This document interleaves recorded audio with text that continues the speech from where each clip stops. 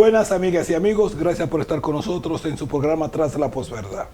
Yo, Oscar Pérez y Melvin Hilario le damos la bienvenida a nuestro programa. Y recuerde, por favor, suscribirse a nuestro programa, darle a la campanita y dejarnos sus comentarios.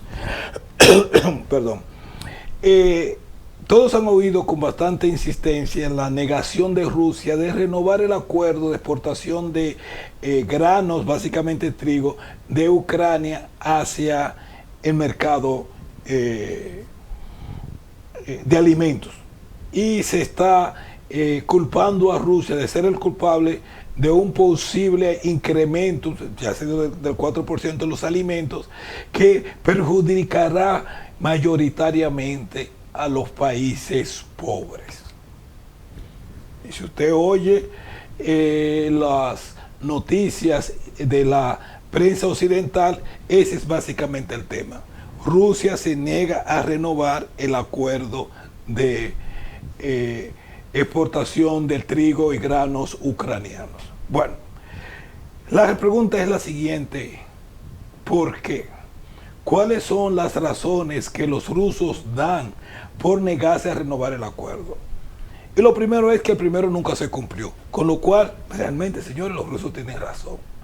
Inclusive creo que fue la Oxford que estuvo diciendo que de cerca del 80% de los granos que salen de Ucrania no van a los países pobres, sino que mayoritariamente van a 3 países europeos: España, Italia y Holanda, donde ese alimento que supuestamente bajo el acuerdo que se firmó el año pasado deberían ir a resolver problemas alimenticios a países africanos mayoritariamente, se está utilizando en Europa para alimentar los puercos, los cerdos, los cochinos. Sí, esa es la realidad.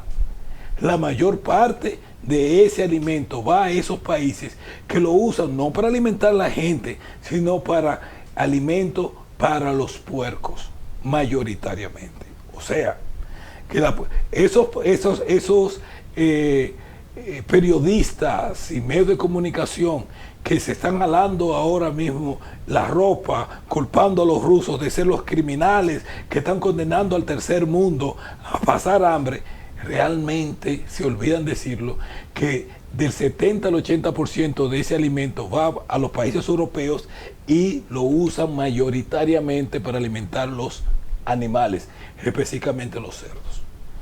Eso es una de las razones. La otra razón es el incumplimiento por parte de Occidente para la exportación del trigo y de los fertilizantes rusos. Uno de los acuerdos que se llegó, una parte del acuerdo que se llegó el año pasado, era que los países occidentales iban a certificar un banco ruso para que los rusos pudieran vender en el exterior sus productos, los granos, trigo y los fertilizantes. Eso nunca se ha hecho. Por tanto, lo único que se ha hecho con este acuerdo es permitir ingresos para Ucrania a través de la venta de sus trigos a Europa. Y la gente se dice, bueno, ¿por qué necesita Ucrania mandarlo por barcos? El problema es el siguiente: mandarlo por tren significa pasar por Polonia. Y los polacos están completamente en contra de que los alimentos, de que el trigo ucraniano entre a Europa, porque baja los precios de los productos que ellos producen. Y el otro país que está en contra es Finlandia, es Francia. Tanto los agricultores franceses como los agricultores polacos están en contra del tránsito y de que se le compre a Polonia, de que se le compre a Ucrania, y por ende, como ustedes ven, los 3 países que compran, Italia, mayoritariamente son Italia, España y Holanda, son países costeros, y hay que mandárselo en barcos. Otro país que ha mostrado las uñas presentándose que era alguien, creía que era aliado de Rusia, pero que ha resultado ser, bueno, todo el mundo lo sabía, Erdogan siempre ha sido pro-turco. Y ese es el único interés que él defiende. El mes que viene posiblemente Putin se reúna dentro de los encuentros con el BRICS en África del Sur, con presidentes africanos para buscarle una ruta alternativa a los productos alimenticios rusos hacia el África. ¿Cuál será? No sabemos.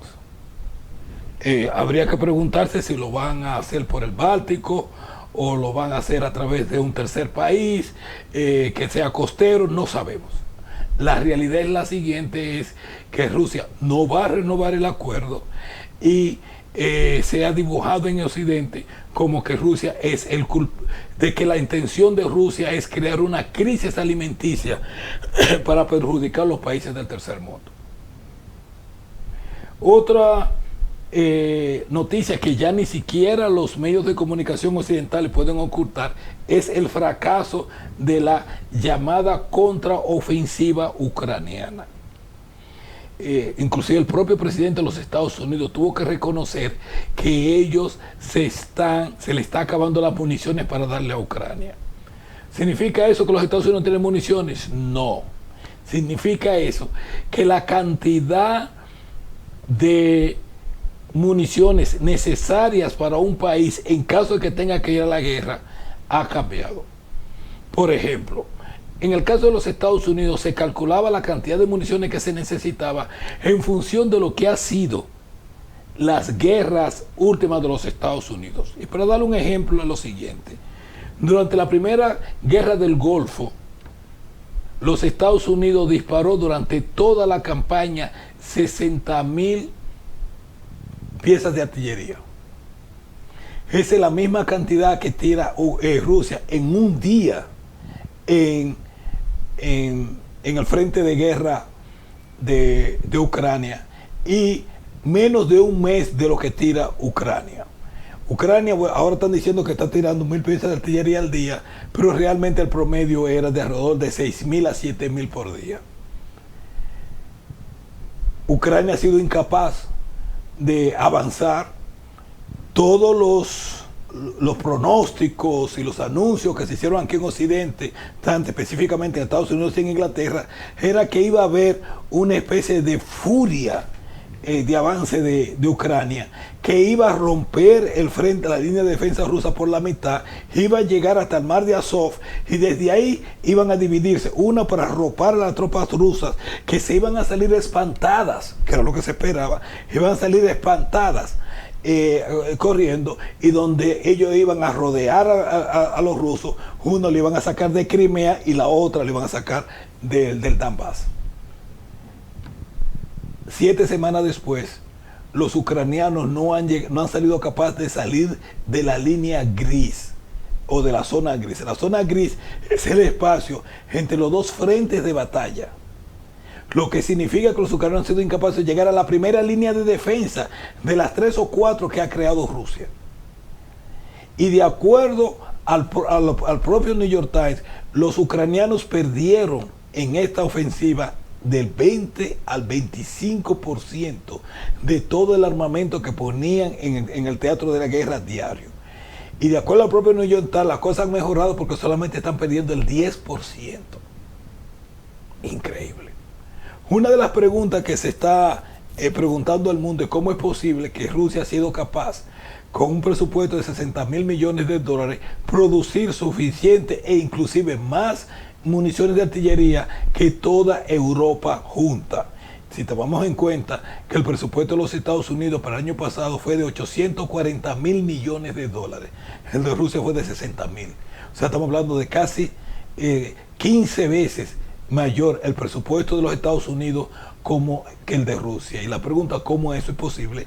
Que Rusia todavía, no solamente que no ha perdido la guerra, sino que ahora comience a avanzar, a crear más espacio. Y se está hablando de un avance después de la derrota de la contraofensiva ucraniana en Zaporozhye. de que los rusos han comenzado a avanzar hacia la ciudad de Odessa, que es la segunda o la tercera ciudad más importante en toda Ucrania. ¿Qué va a pasar de aquí en adelante? Bueno, poco a poco la realidad se está cementando dentro de los países occidentales. No se le va a ganar la guerra económica a Rusia, que es la que ellos pensaban que de seguro iban a ganar, y mucho menos se le va a ganar la guerra militar. Y el resultado es como la continuación de la guerra cada día se ve más como una causa avanzada por los países occidentales y que está afectando enormemente a la economía europea. La pregunta es cómo terminar la guerra ahora. Lo cierto es que es extremadamente difícil porque los rusos no creen en nada que pongan los países occidentales sobre la mesa. Y lo que los rusos aparentemente han decidido es que ellos tienen que crear una situación sobre el terreno donde todas las partes donde viven mayoritariamente rusos quede bajo la protección de Rusia de una forma u otra, o como parte integral de Rusia o como protectorados de Rusia. La realidad es que ya todo el mundo está convencido de que la única forma de parar la guerra, inclusive de salvar algo de Ucrania, es dividiendo a Ucrania. Y eso para los actuales gobernantes, tanto en los Estados Unidos como en los países occidentales que han apoyado a los Estados Unidos, es un trago difícil de pasar. Porque lo cierto es lo siguiente: Ucrania hubiera ganado mucho más si hubiera aceptado la propuesta de paz que se estaba realizando en Estambul en marzo y abril del año pasado, en la cual intervinieron especialmente Inglaterra y los Estados Unidos para impedir un acuerdo de paz.